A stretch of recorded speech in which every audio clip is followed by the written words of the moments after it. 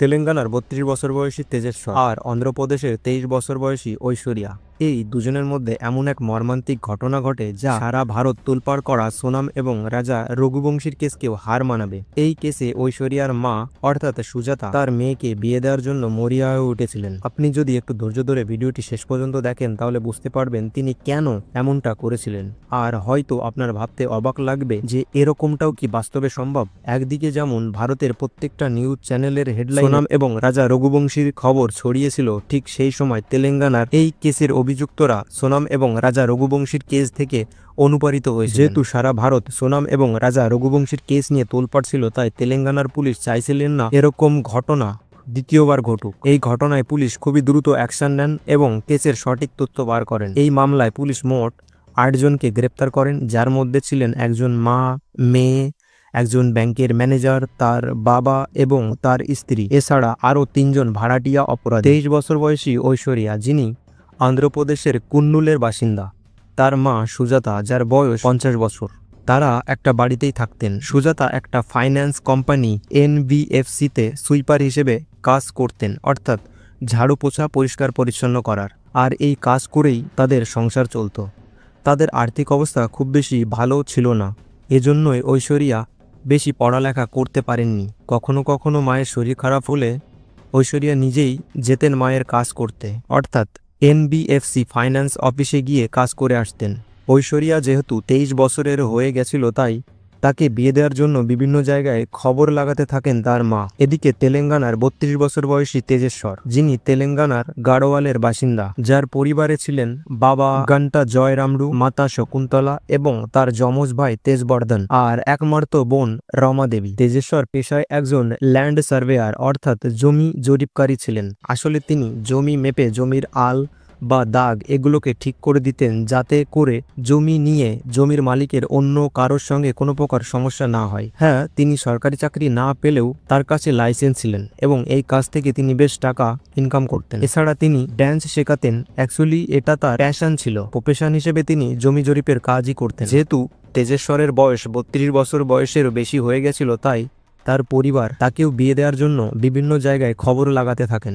ঘটনাক্রমে তেজেশ্বরের জন্য ঐশ্বরিয়াকেই পাত্রী হিসেবে দেখা হয়। এরপর ঐশ্বরিয়া এবং ঐশ্বরিয়ার মা তেজেশ্বরের বাড়ি আসেন তেজেশ্বরের পরিবারের সঙ্গে দেখা করার জন্য। যথাক্রমে তেজেশ্বরের পরিবার এবং তেজেশ্বর ঐশ্বরিয়াকে পছন্দ হয়। পরিবারের বয়স্ক ব্যক্তিরা মিলে বিয়ের দিনক্ষণ ও তারিখ ঠিক করে। ১৮ মে ২০২৫ বিচুপল্লীর অঞ্জনা স্বামী মন্দিরে ঐশ্বরিয়া এবং তেজেশ্বরের বিয়ে হয়। নতুন বৈবাহিক জীবনে বেশ খুশিতে কাটছিল তাদের। পরিবারের সদস্যরা সবাই বেশ খুশি ছিল, কিন্তু কেউ ভাবতেও পারেনি আগামী ১ মাসের মধ্যে তাদের সঙ্গে কিছু মর্মান্তিক ঘটনা ঘটতে চলেছে, যা তাদের এই খুশির জীবনকে সম্পূর্ণ বদলে দেবে। প্রত্যেক দিনের মতো তেজেশ্বর বাইক নিয়ে কাজে বেরিয়ে পড়েন, কিন্তু ঘটনার দিন অর্থাৎ ১৭ জুন ২০২৫ বাইক নিয়ে বেরিয়ে গেলেও তিনি আর বাড়ি ফিরে আসেননি। পরিবারের সদস্যরা তাকে ফোন করার চেষ্টা করেন, কিন্তু তার ফোন সুইচ অফ আসছিল। এদিকে পুরো একটা দিন কেটে যায়। পরিবারের সদস্যরা খুবই চিন্তিত ছিলেন, তাই তেজেশ্বরের ভাই তেজবর্ধন পরের দিন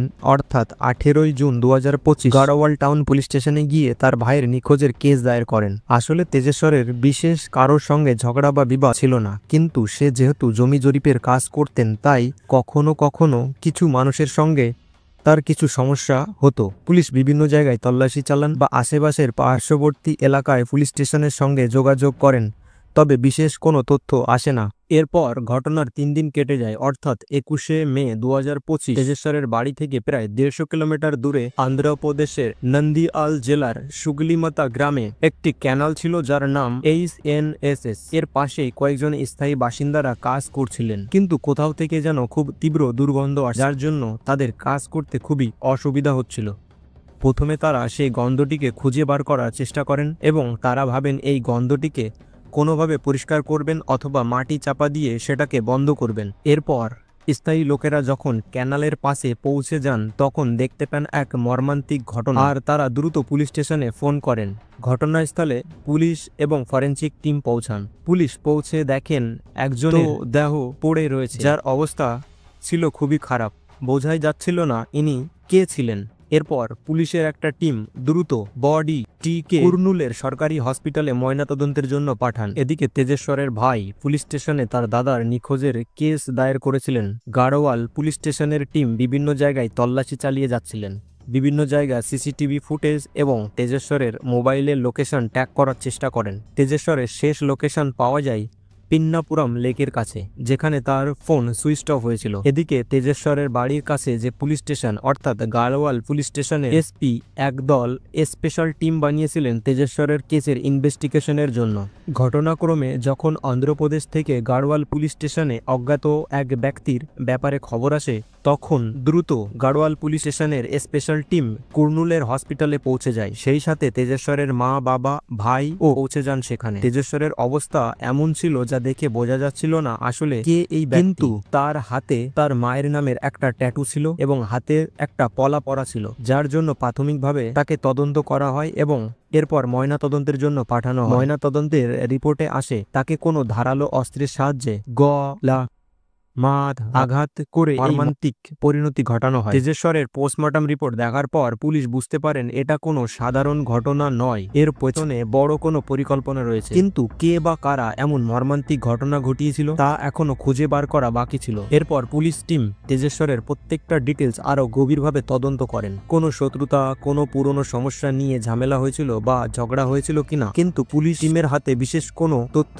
আসে না। পুলিশের স্পেশাল টিম মোবাইলের লোকেশন বা হিস্ট্রি সবকিছু বার করার চেষ্টা করেন, বিশেষ কোনো তথ্য আসে না। আশেপাশে বিভিন্ন জায়গায় সিসিটিভি ফুটেজও চেক করতে থাকেন। হঠাৎ গাড়োয়াল এলাকার কাছে একটা 4 চাকা গাড়িতে থাকা কয়েকজন ব্যক্তির সঙ্গে তাকে কথা বলতে দেখা যায়। তার খানিকক্ষণ পরেই তেজেশ্বর 4 চাকা গাড়ি করে ড্রাইভারের পাশে বসে কোথাও যাচ্ছিলেন এমন একটা সিসিটিভির ফুটেজ পুলিশের হাতে আসে। এরপর পুলিশ সিসিটিভি ফুটেজের উপর ভিত্তি করে গাড়িটিকে থাকেন কোথায় গাড়িটি থেমেছিলেন এবং কোন জায়গা থেকে তেজেশ্বর গাড়িতে নেমেছিলেন। এরপর গাড়িটা নান্নুর একটা টোল প্লাজার কাছে এসে দেখা যায়। যেহেতু পুলিশ আগে থেকেই তেজেশ্বরের কল হিস্ট্রি বার করেছিলেন, কিন্তু এখানে বিশেষ কোনো সন্দেহভাজন তথ্য পুলিশের হাতে আসে না। পুলিশের মনে সন্দেহ হয় তেজেশ্বর কখন রাস্তায় এসেছিলেন এবং কিভাবে গাড়িতে উঠেছিলেন। যেহেতু ওই অজ্ঞাত ব্যক্তিরা তার সঙ্গে মোবাইলে কোনোভাবে কন্ট্যাক্ট করেননি, তাহলে তারা কি করে বুঝলেন যে তেজেশ্বর এখন রাস্তায় আছে? এই বিষয়টা পুলিশের মনে বেশ সন্দেহ তৈরি করছিল। পুলিশ অফিসারের স্পেশাল টিম এবং ফরেনসিক টিম ভালো করে তেজেশ্বরের প্রত্যেকটি ডিটেলস এবং খুঁটিনাটি দেখতে থাকেন।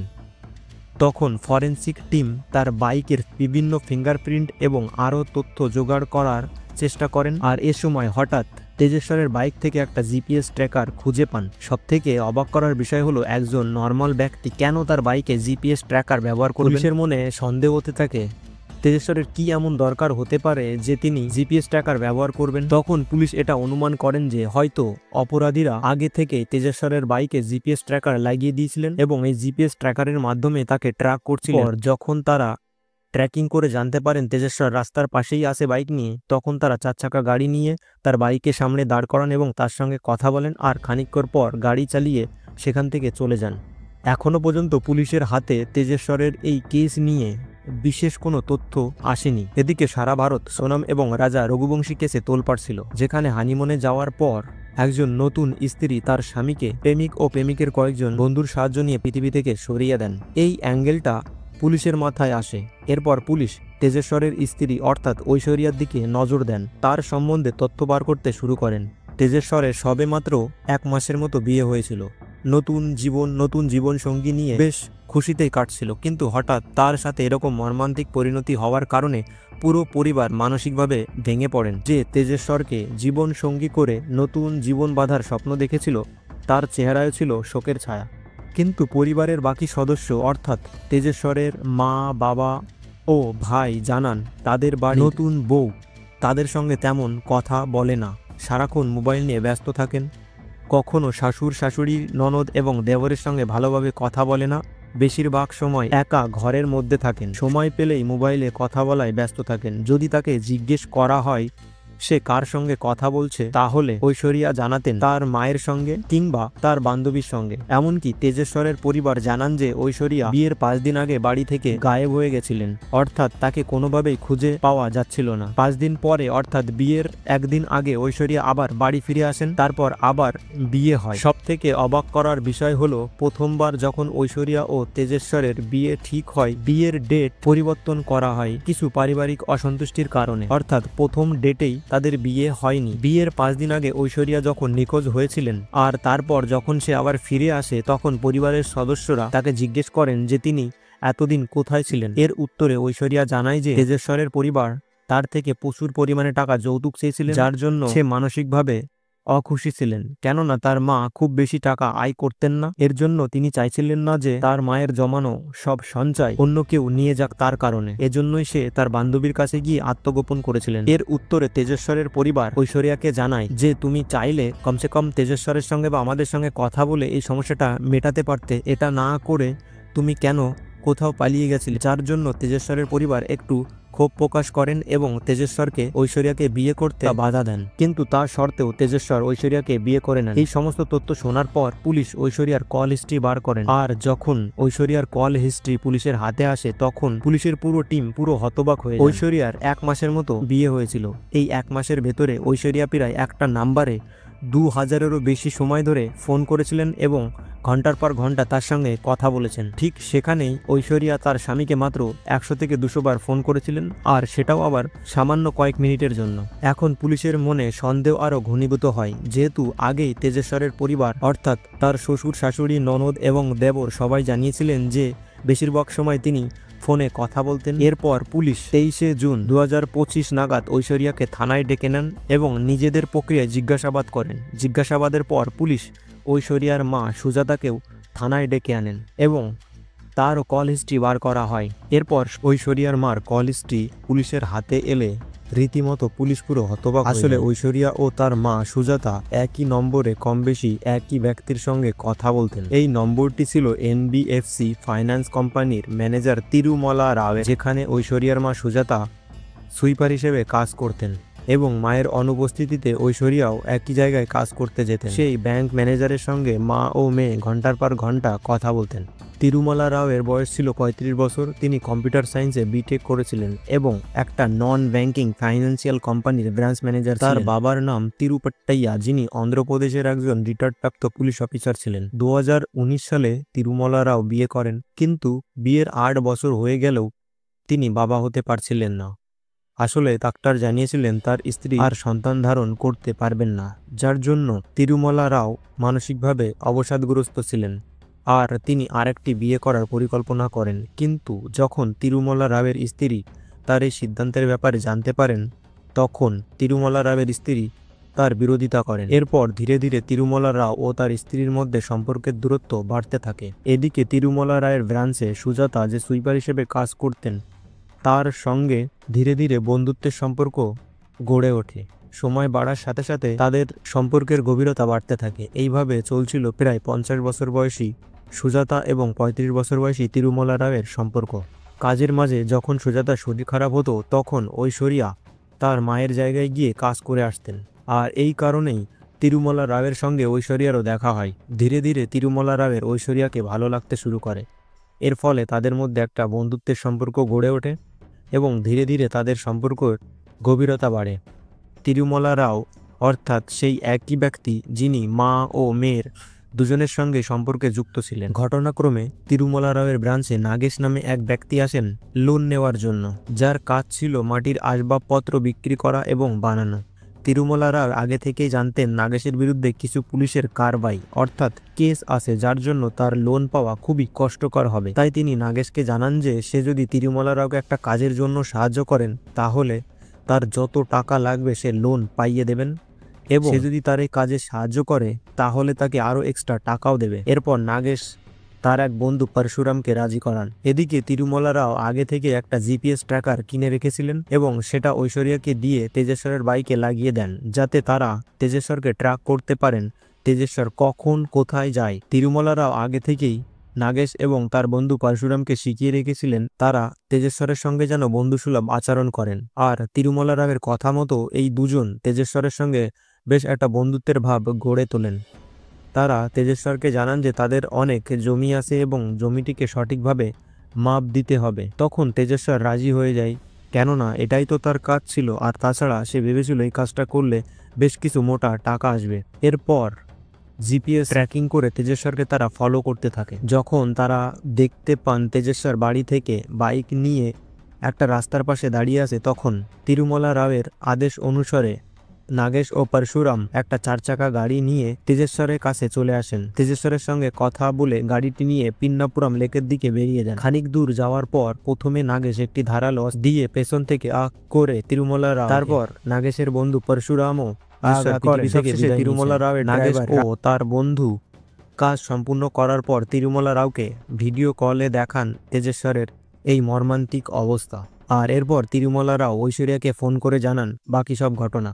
তাদের পরিকল্পনাকে বাস্তব রূপ দেওয়ার পর তিরুমলা রাও এই 3 জনকে গাড়ি নিয়ে বেরিয়ে আসতে বলে এবং এটা সতর্ক করে দেন তারা যেন কোনো হাই রোড দিয়ে না আসে, কারণ রাস্তায় অনেক সিসিটিভি থাকবে। নাগেশ ও পরশুরাম গাড়ি নিয়ে বেরিয়ে পড়েন। রাস্তার মাঝে বিচুপল্লী ব্রিজ আসে, তারা ব্রিজের ওপর গাড়িটি দাঁড় করান আর তেজেশ্বরের মোবাইল, ব্যাগ এবং জামাকাপড় সব কৃষ্ণা নদীতে ফেলে দেন। তিরুমলা রাও নাগেশ ও রাজুর সঙ্গে দেখা করার জন্য অন্ধ্রপ্রদেশের কুর্নুলে আসেন, এটা কনফার্ম করার জন্য যে সত্যি তারা তেজেশ্বরের সঙ্গে মর্মান্তিক পরিণতি ঘটিয়েছে কিনা। তারপর পাশে থাকায় একটা বড় নালার ভেতরে তেজেশ্বরকে ফেলে দেন। তারা প্রথমে পরিকল্পনা করেছিলেন তেজেশ্বরকে একটা কনস্ট্রাকশন সাইডে গিয়ে মাটি চা দিয়ে দেবেন, যেখানে বিল্ডিং খাড়া হয়ে গেলে তার কোনো চিহ্ন থাকবে না আর কেউ খুঁজেও পাবে না যে তেজেশ্বরের কি হয়েছে।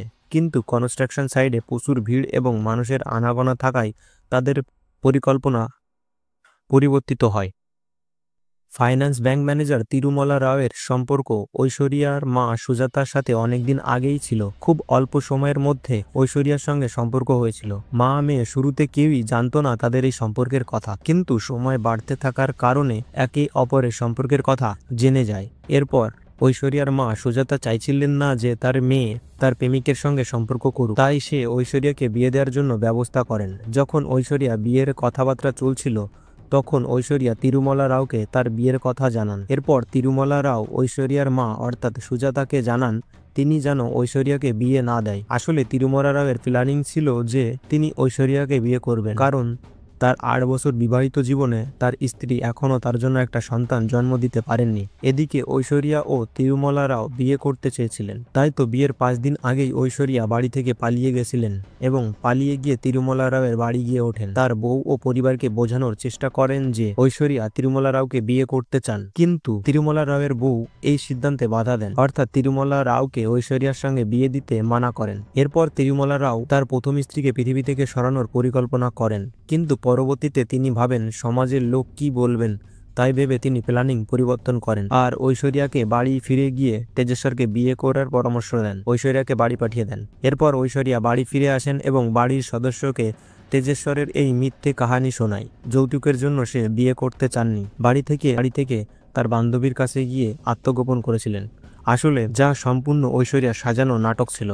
এই ঘটনার পর তেজেশ্বরের পরিবার তেজেশ্বরকে বিয়ে করতে মানা করেন, কিন্তু তেজেশ্বর ঐশ্বরিয়াকে বিয়ে করে। সবথেকে অবাক করার বিষয় হলো বিয়ের দিনেও বেশ কয়েক ঘন্টা ঐশ্বরিয়া তিরুমলা রাওয়ের সঙ্গে ভিডিও কলে কথা বলেছেন। ঐশ্বরিয়া তেজেশ্বরের থেকে বেশিরভাগ সময় দূরে দূরে থাকতেন, তার সঙ্গে তেমন কথা বলতেন না, সারাদিন মোবাইল নিয়েই ব্যস্ত থাকতেন, ঘন্টার পর ঘন্টা কারোর সঙ্গে ভিডিও কলে কথা বলতেন। ঐশ্বরিয়ার এরকম অবস্থা দেখে তেজেশ্বর বেশ রেগে যান এবং তিনি জিজ্ঞেস করেন যে সে কার সঙ্গে সারাদিন ব্যস্ত থাকে। সারাদিন ফোন নিয়ে ব্যস্ত থাকার কারণে একদিন তেজেশ্বর ও ঐশ্বরিয়ার মধ্যে একটু ঝামেলা হয়। তারপর ঐশ্বরিয়া রেগে গিয়ে তিরুমলা রাওয়ের সঙ্গে পরিকল্পনা করেন যে সে তার স্বামী তেজেশ্বরকে পৃথিবী থেকে সরিয়ে দিতে চান। তখন তিরুমলা রাও ঐশ্বরিয়াকে জানায় যে তার এই একই পরিকল্পনা। বিয়ের 1 মাসের মধ্যে প্রায় 3 থেকে 4 বার তেজেশ্বরকে পৃথিবী থেকে সরানোর পরিকল্পনা করেন, কিন্তু তারা একবারেও সফল হননি। যেহেতু সারা ভারত সোনাম এবং রাজা রঘুবংশীর কেস নিয়ে তোলপাড় ছিল, তাই এই কেসটিকে ভালো করে দেখতে থাকেন তারা। সোনাম কি ভুল করেছিলেন, তারা সেই ভুলগুলিকে শুধরে নিয়ে সঠিকভাবে কাজ করার পরিকল্পনা করেন, আর পরিকল্পনার বাস্তব রূপ দেওয়ার পর তারা এটা প্ল্যানিং করেন যে প্রথমে হয় লাদাখ না হলে আন্দামান নিকোবর দ্বীপপুঞ্জে গিয়ে থাকতে শুরু করবেন আর সেখান থেকে পরবর্তীতে বিদেশে গিয়ে সেটেল হয়ে যাবেন। আর যার জন্য তিরুমালা রাও তার কোম্পানি থেকে প্রায় 20 লাখ টাকার লোন নিয়েছিলেন, যেখানে 2.5 লাখ টাকা মতো তিনি টাকা রেখেছিলেন তাদের ভবিষ্যৎ প্ল্যানিং এর জন্য। এরপর ঐশ্বরিয়া তিরুমালা রাওকে জানান যে সে যত তাড়াতাড়ি সম্ভব তারা যেন তাদের পরিকল্পনাকে বাস্তব রূপ দেয়। তাদের পরিকল্পনা অনুযায়ী 17 জুন 2025 তেজেশ্বরের সঙ্গে মর্মান্তিক ঘটনা ঘটানো হয়। যেহেতু সারা ভারত সোনাম এবং রাজা রঘুবংশীর কেসে তোলপাড় ছিল, তাই তেলেঙ্গানার পুলিশ চাইছিলেন না আরেকটি কেস সারা ভারতকে তোলপাড় করে তুলুক, তাই তারা দ্রুত অ্যাকশন নেন। 24 জুন 2025 কুল্লুর একটি চেকপোস্ট থেকে পুলিশ পরশুরাম ও রাজুকে গ্রেপ্তার করেন। এই ঘটনার সঙ্গে যুক্ত প্রত্যেক ব্যক্তিকে গ্রেপ্তার করা হয়। তিরুমালা রাওকে সাসারাম স্টেশন থেকে গ্রেপ্তার করেন, এমনকি তার বাবা যিনি একজন অবসরপ্রাপ্ত কর্মচারী ছিলেন তাকেও গ্রেপ্তার করা হয়, কারণ তিনি তার ছেলে তিরুমালা রাওকে বাঁচানোর পরিকল্পনা করেন এবং তথ্য লোপাট করার জন্য তাকে সাহায্য করছিলেন। তাছাড়া তিরুমালা রাওয়ের স্ত্রীকে জিজ্ঞাসাবাদের জন্য পুলিশ স্টেশনে ডাকা হয়, এমনকি ঐশ্বরিয়ার মা সুজাতাকেও গ্রেপ্তার করা হয়েছিল। এই ঘটনার সঙ্গে আরও এক ব্যক্তিকে গ্রেপ্তার করা হয় যিনি পেশায় টাইলস মিস্ত্রি। তার নাম মোহন, কারণ তিনি তেজেশ্বরের গতিবিধি লক্ষ্য করছিলেন এবং তিরুমালা রাওকে সবকিছু তথ্য প্রদান করছিলেন। এই ঘটনার সঙ্গে যুক্ত 8 জন ব্যক্তিকে গ্রেপ্তার করা হয়। তাদের থেকে প্রায় 1.5 লাখ টাকা নগদ ক্যাশ, একটা জিপিএস ট্র্যাকার, 10টি মোবাইল এবং ঘটনায় ব্যবহৃত ভাড়ার গাড়িটিকে পুলিশ বাজেয়াপ্ত করেন। পুলিশের জিজ্ঞাসাবাদে তারা জানান যে রাজা রঘুবংশী কেস থেকেই অনুপ্রাণিত হয়েছিলেন। ঘটনাটাকে বাস্তব রূপ দেওয়ার পর ঐশ্বরিয়া ও তিরুমালা রাও লাদাখে যাওয়ার পরিকল্পনা করেন, কিন্তু ঘটনার সময় ঐশ্বরিয়া তার স্বামীর বাড়ি অর্থাৎ তেজেশ্বরের বাড়ি ছিলেন। আর তার পরিবারে এমন এক মর্মান্তিক ঘটনা ঘটার কারণে ঐশ্বরিয়া কোনোভাবেই বাড়ি থেকে বেরোতে পারছিলেন না, অর্থাৎ ঐশ্বরিয়া তিরুমালা রাওকে নিয়ে লাদাখে যেতে পারছিলেন না। এরই ভেতরে পুলিশ ঐশ্বরিয়া ও তার মা সুজাতাকে গ্রেপ্তার করেন। আর যখন তিরুমালা রাও জানতে পারেন ঐশ্বরিয়া ও সুজাতা পুলিশের হেফাজতে আছেন, তখন তিরুমালা রাও একাই বাড়ি থেকে পালিয়ে যান। সবশেষে পুলিশ তাকে গ্রেপ্তার করেন। এরপর তাদেরকে কোর্টে ফেস করা হয়েছে। কোর্ট সিদ্ধান্ত নেবেন তাদের কি বিচার হবে। পুলিশ টিম 27 জুন একটি প্রেস কনফারেন্সে এই কেসের সমস্ত তথ্য এবং সত্য মিডিয়ার সামনে প্রকাশ করেন। এক ভিন্ন মেয়ের সঙ্গে একই ব্যক্তির সম্পর্ক, যেখানে মায়ের বয়স ছিল 50 বছর আর মেয়ের বয়স ছিল 23 বছর, আর যার সঙ্গে সম্পর্ক ছিল তার বয়স ছিল 35 বছর। কখনো কখনো কিছু সম্পর্ক মানুষের জন্য সমস্যা ডেকে আনতে পারে। কোনো প্রকার অপরাধ ঠিক নয়। যদি কখনো কোনো সমস্যার সম্মুখীন হন তাহলে অবশ্যই পুলিশ প্রশাসনের সাহায্য নিন। যদি কোনো সম্পর্কে আপনি সন্তুষ্ট না থাকেন তাহলে অবশ্যই সরকারি বা আইনি ব্যবস্থার মাধ্যমে সমস্যার সমাধান করুন বা ডিভোর্স দিয়ে নতুন কারোর সঙ্গে সম্পর্ক তৈরি করুন। ভিডিওটি শুধু শিক্ষার জন্য তৈরি করা হয়েছে। এখানে কাউকে কোনো প্রকার অপমান বা ছোট করা হয়নি। প্রত্যেকটা ব্যক্তির প্রতি সম্মান প্রদান করে ইন্টারনেটের তথ্যের উপর ভিডিও তৈরি করা হয়েছে। ভিডিও সম্বন্ধে আপনার কি মতামত তা অবশ্যই কমেন্ট বক্সে জানাবেন। ভিডিও যদি ভালো লাগে তবে অবশ্যই চ্যানেলটিকে সাবস্ক্রাইব করে পাশে থাকবেন। ভিডিওতে ব্যবহৃত কিছু ফটো এআই দ্বারা তৈরি করা হয়েছে যার বাস্তবের সঙ্গে কোনো মিল নেই। দয়া করে কেউ বিভ্রান্ত হবেন না।